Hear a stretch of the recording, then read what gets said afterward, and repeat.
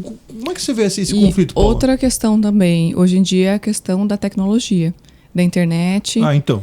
Hoje os estudos eles já demonstram que o uso excessivo, que é o normal hoje, né, de tecnologias pelas crianças, coloca elas numa predisposição muito maior a desenvolver ansiedade e depressão.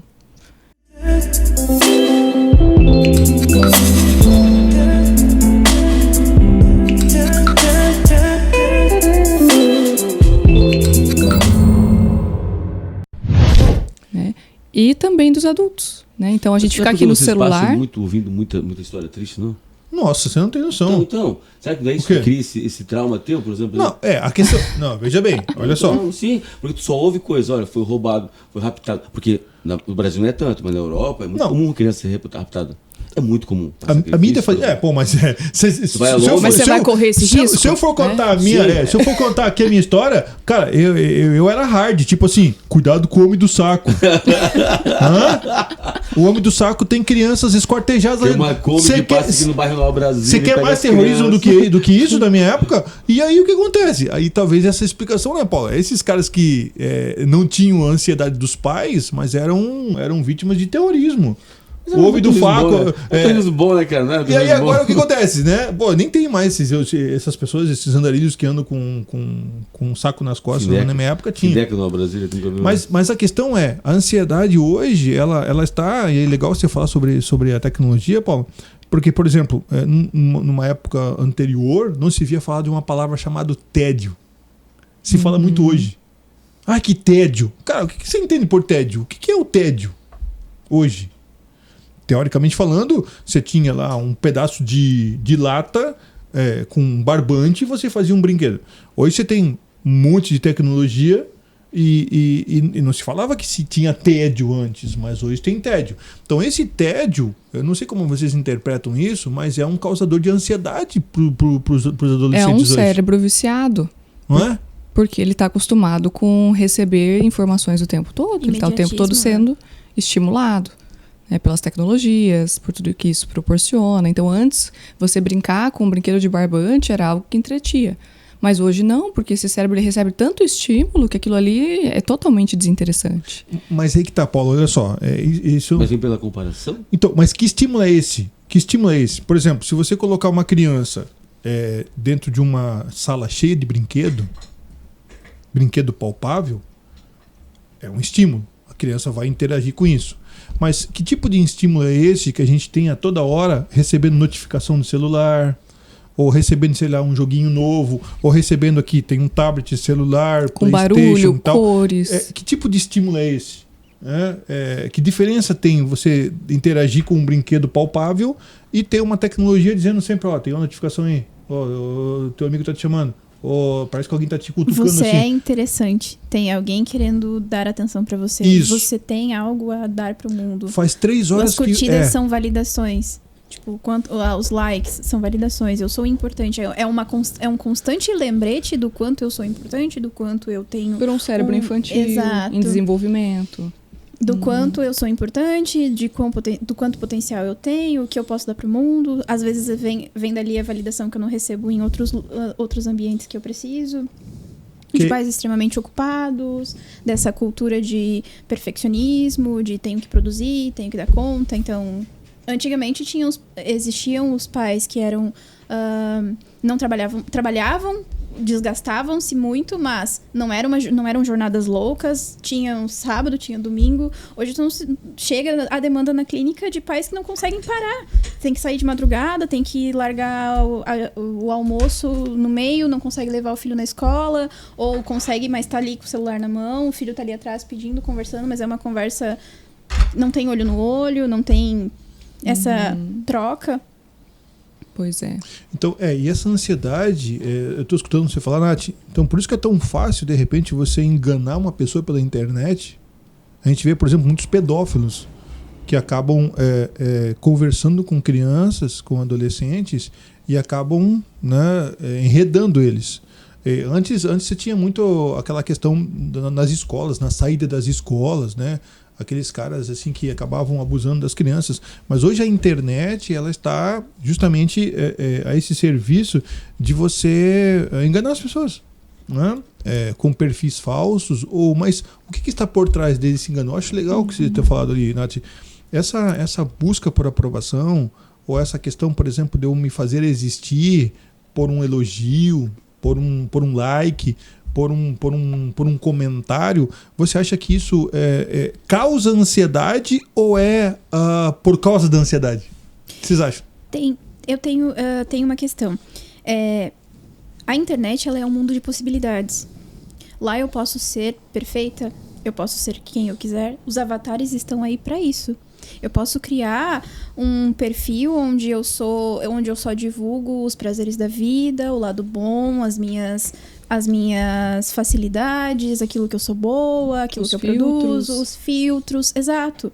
E isso pode, inclusive, ser gerador de ansiedade social, porque quando eu preciso me encontrar com o real, com os olhares reais, com as críticas reais, eu não consigo. E não tem repertório comportamental para isso. Exatamente, eu não sei como me portar, eu não sei como reagir, eu não sei como é ser frustrado com um olhar de não aprovação.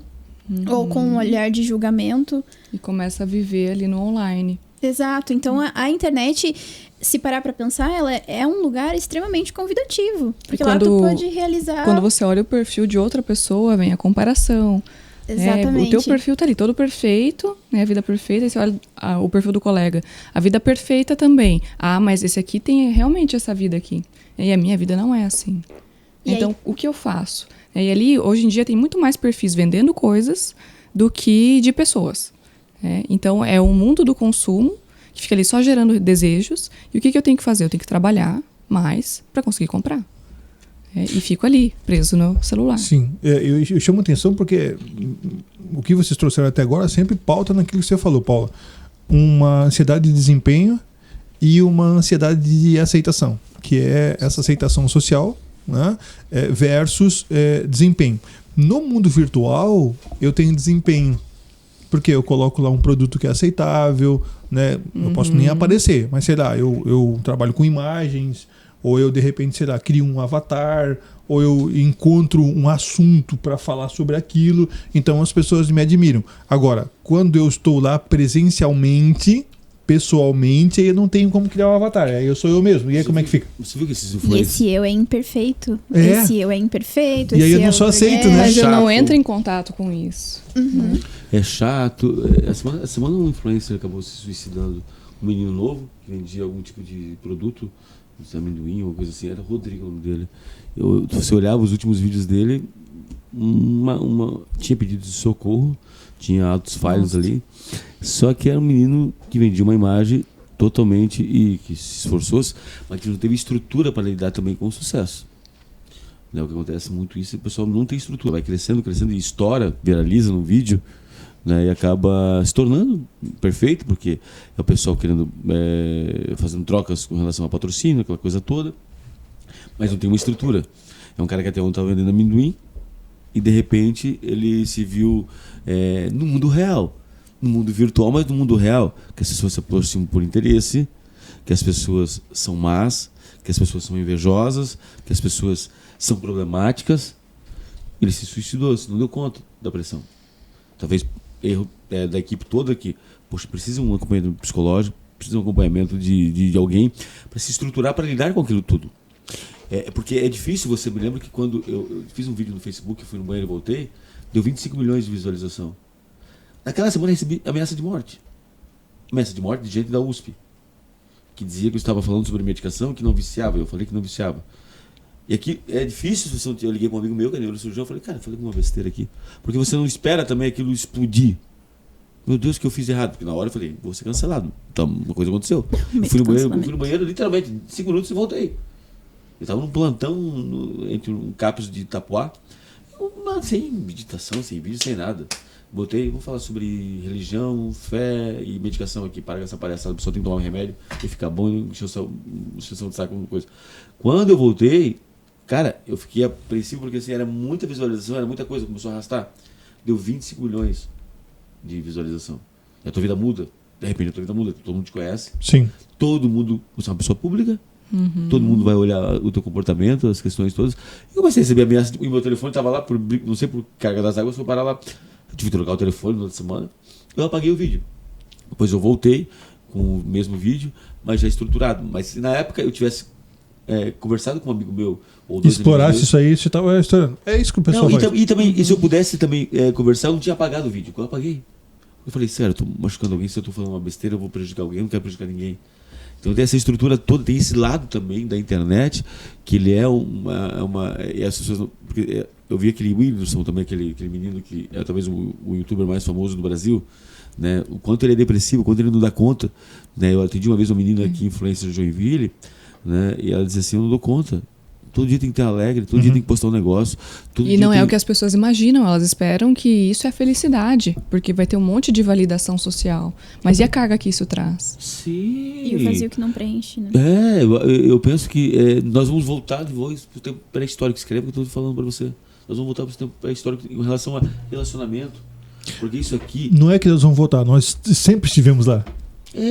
Mas isso aqui nos dá uma utopia de dinheiro, de afirmação, de ser quem eu quero, perfeito, não ter nenhum problema, mas ele vai deixando atos falhos isso aqui. Vai deixando, as pessoas vão encontrando. Eu acho engraçado que às vezes o paciente uma vez falou para mim assim, eu pensei que tu não sentia estresse. Eu falei, tu não me viu como eu fico brabo, o quanto eu fico irado, né? Mas voltando sobre a ansiedade, que tu viu uma viagem geral, né? Eu? Tu, pelo amor de Deus, foi parar lá vai parar na savana, novamente. Nós estamos sempre lá. A questão da ansiedade é justamente isso que elas estão colocando desde o começo, assim, ó, essa questão da validação, né? A validação causa ansiedade. Por quê?